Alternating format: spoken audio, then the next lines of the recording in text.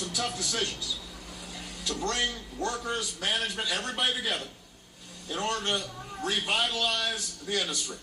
Just last summer, Donald Trump said, you could have let it go bankrupt, frankly. Wow. Man, wow. Now, I want you to understand, had the big three gone bankrupt, or two of the three gone bankrupt, that could have cost 1 million jobs across this country. That could have killed Michigan's economy. But Donald Trump didn't stop there. He actually suggested shipping Michigan's auto jobs to states that don't have unions so they can pay their workers less. Don't boo.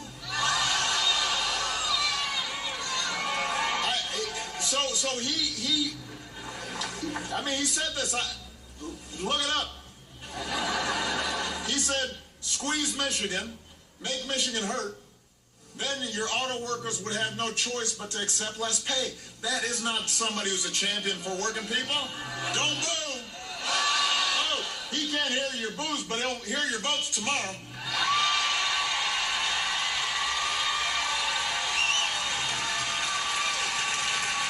This is not somebody who's a champion for working families. For all his tough talk about China, he uses Chinese steel in his hotels. He's giving jobs to Chinese steel workers, not American steel workers. For all his tough talk on trade, the trade war he threatens to trigger might well damage the auto industry all over again. You gotta go. Every time my administration has brought a trade enforcement case against China that's been decided, the United States of America's won. That's how you stand up for American workers. So to every auto worker on the assembly line right here in Michigan, to every small business owner, every barkeep, every teacher in communities that depend on the auto industry, I think I've earned some credibility here.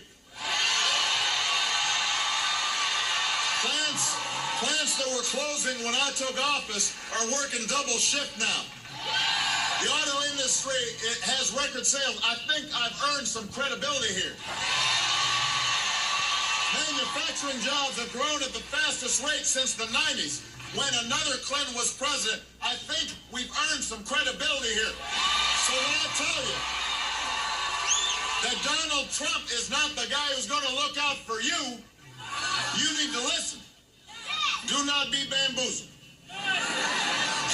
Don't fall for the okie doke.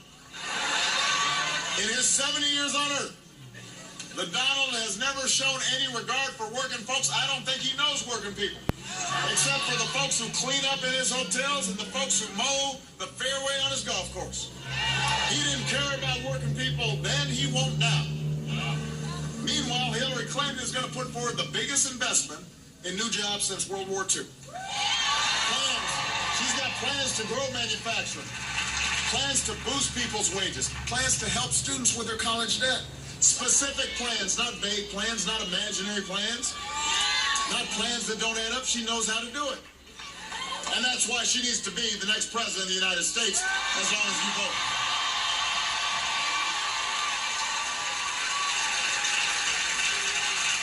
Now let me tell you something else I've learned about this job, Michigan. I love you too, but I got business to do here. Hold on. You know, one thing you learn about this job is who you are, what you are, doesn't change once you move into Oval Office.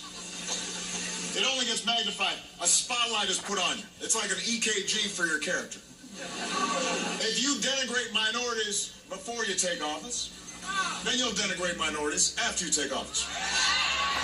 If you think of immigrants as criminals and rapists when you're running for office, then that's how you're going to think once you're in office. If you mock people with disabilities or treat women as objects, calling them pigs and dogs and rating them on a 1 to 10 scale instead of based on their character and intelligence, then that's how you're going to think when you're in office. If you insult POWs and talk down our troops and say you know more than our generals do about fighting terrorism, even though you don't know the difference between Shia and Sunni,